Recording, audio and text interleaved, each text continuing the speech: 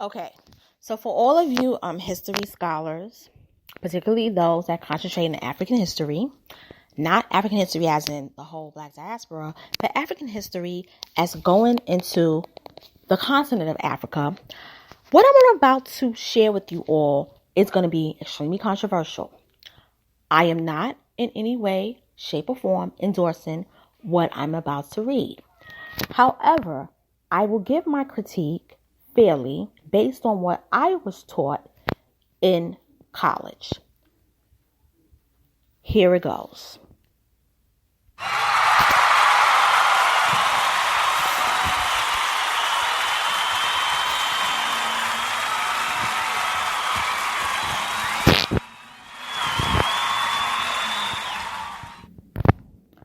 Hey everybody, it's your girl Miss Analytical, and I am back. So, today, I happened upon an article about Jidenna. I have never been a Jidenna fan. He gives me, in a weird way, I find him to be corny. I find him to be somebody that the powers that be is promoting for a specific agenda. He is clicked in with Janelle Monáe. Janelle Monáe, we know she's pansexual.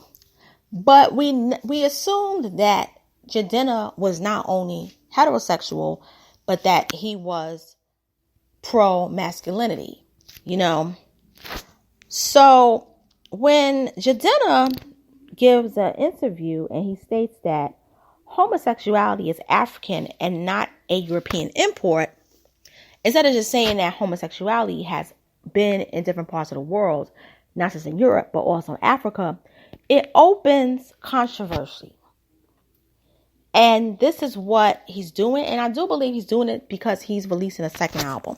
So here it goes. It says, according to the Vanguard News, it says, homosexuality is African, not a European import. Jidenna. So it says, Nigerian-born American singer Jidenna claims homosexuality has also existed in the African culture and that it wasn't brought over by Europeans. In a recent interview with Sway Universe, Jidenna, who never hesitates to represent Nigeria, spoke about the myths surrounding same-sex relationships in Africa. You hear these African leaders who are dressed in three-piece suits, got an iPhone, speaking in English and not their native tongue, saying it's un-African to be homosexual. It's un-African. We don't have it. This was brought as a European. That was brought as a European import. It's not true. It's not true at all. If you go to Uganda, the kingdom of Buganda at the time, before it became Uganda, there was an openly gay king. If you go to Zimbabwe, the Bushmen, as they call them, you see homosexual acts in the cave paintings.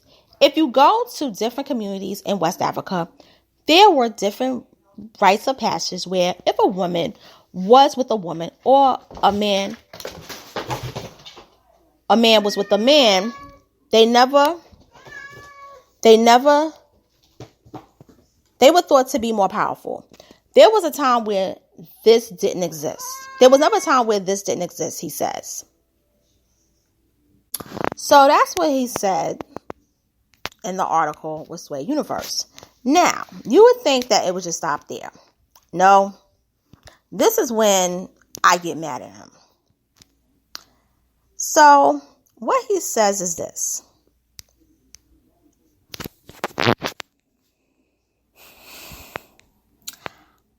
I can't deal with the old generation. The stuff my uncle believes is not what I believe. The stuff that old school hip hop has believed is what I don't believe in. We're a new generation now. Certain things like walking around with a clutch in the 1990s wouldn't have flown. Now it does, and I'm proud of us for doing that. You can basically listen to what he has to say on Sway Universe. Also, he basically does another interview with somebody named Torre, and you can watch him talk about Jidenna talks black masculinity in the black community. Okay, so we know he's promoting his album 85 to Africa. He was born in Nigeria.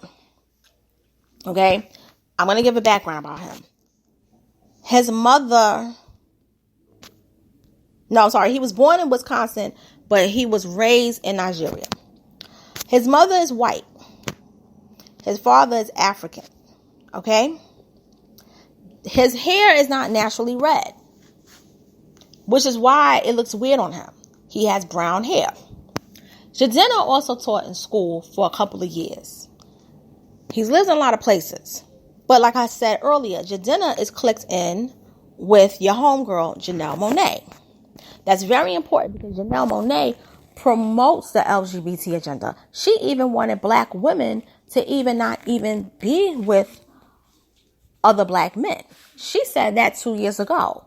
She was the one that was the first one I heard talk about toxic black masculinity. Okay? She's not even bisexual or lesbian. She's pansexual. So she will date anybody. A transgender woman, a transgender man, a non-binary, sexually fluid. The girl got issues. I'm just going to say that. I have my issues with, I'm not going to say sexually fluid in terms of bisexuality. That's a difference. But when you're talking about gender fluidity, where you change your gender, I don't know. I'm a little bit weird on that. I have my issues with that. Now, Jidenna is talking about toxic black masculinity in terms of men being able to carry clutches. In the 1990s, we were coming off the heels of so many social protests, police brutality. A black man wearing a purse, unless he was openly flamboyantly gay, it wouldn't even rock with a gay man who was like a regular gay man. And most gay men, I can tell you, they don't touch anything feminine unless they are makeup artists, fashion designers. They will then, have to dress a woman. But to wear it, they're not going to even wear that. And I know some of them personally, okay? Now, I'm going to even say this about Jidenna. He's promoting this dangerous agenda. And I'm going to explain why. He's African, okay? He's half African. But Africa right now, they want to pretty much, there's an agenda going on. We know what it is. And the leaders are fighting back. And the leaders are fighting back because they don't want their countries to be depopulated. It's not just homosexuality that they're against, but they're totally against the transgender movement. Because they know with the transgender movement, it will basically wipe them out. They also know their resources can be taken over. Even though the whole thing with China is controversial. But still, they think that it's a good move. Most people say it isn't. I don't know. Another thing, too, is that AIDS. AIDS wrecked them more than it did the United States. Okay? So when they look at it in a horrible way. Now I'm going to go into the crux of him saying that homosexuality is African, now European import. Okay. If you believe in the Bible, okay, the origin story of Sodom and Gomorrah was pretty much in that area that we now know as the Middle East, is a connection to Africa and Asia. If we believe that those people are black, then it came from black people, homosexuality. That was something that was black. If you believe that this is before the whole concept of Caucasians, but at the same time, the Caucasians came about. They lived in like the Caucasus Mountains in Canaan. So for him to say, if he would have just said, well, it's black, it's not original with black people because we were the original people on earth, you could kind of understand where he was coming from. You wouldn't like it, but you could say, fine, you know what it is, because those people in the Bible, they were black. Here's the problem. If you want to get technical, the Africans are considered Hamites. They're not descendants of Abraham. Okay? So now you got to go and say, well, in the land that we know as Cush, was there homosexuality being practiced in the ancient times?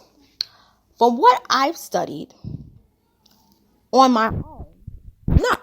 It was unheard of. However, when I studied in university and in college, there were certain kingdoms that practiced homosexuality, mainly amongst women, not amongst the men. The kingdoms, they were in what you know as Southeast Africa, like the whole Tanzania area, Zimbabwe, into South Africa. That's why South Africa, you have a lot of homosexuals in South Africa who are actually South African. That could be the root of that. But if you're talking about West Africa, no. I personally know a lot of West Africans, and they told me they didn't know what it was until their cousins came back from England and France and was doing the two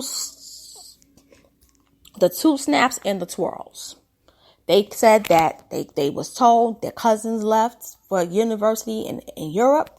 To Europe, they was just regular, and they would tell me their cousins would come back. Turned out, so to them, homosexuality is not an African concept. Now, here's my criticism. He didn't name the kingdoms that practice it except for in Uganda. Uganda is very brutal. That's one of the places where you can't even be gay in Uganda. Remember that two couples that got married? They basically vanished them. I mean, it was sad how they I'm just laughing at the photo of them and stuff. But the topic is serious.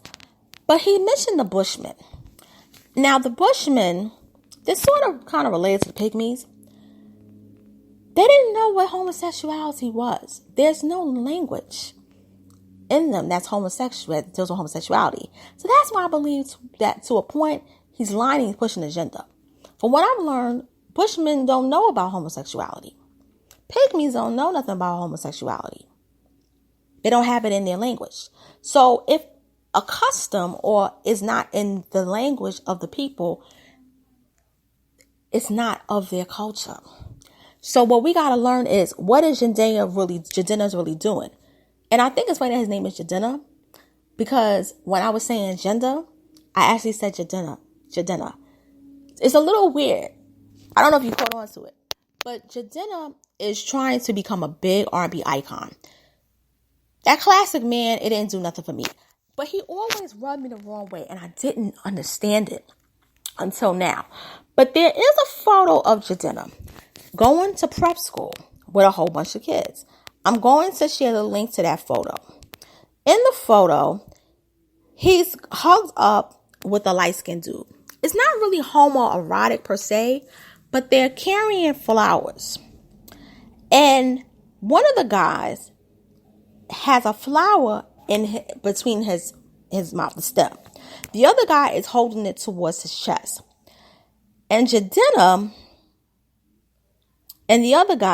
looking like he doesn't have the flower in his hand, but the other guys do. Now, what I'm going to say about this is this. I believe Jidenna has been with men. I believe Jidenna is bisexual. But I believe Jidenna turns men out. And I think this picture was like a secret. It was telling the world, it's like a secret gay clique that was going on in their private school. And Jidenna was chopping them all down. Okay, so that's my take on this topic. I want everybody to comment on this. I want this to get a lot of shares. I know it's going to be controversial. A lot of people's not going to like it.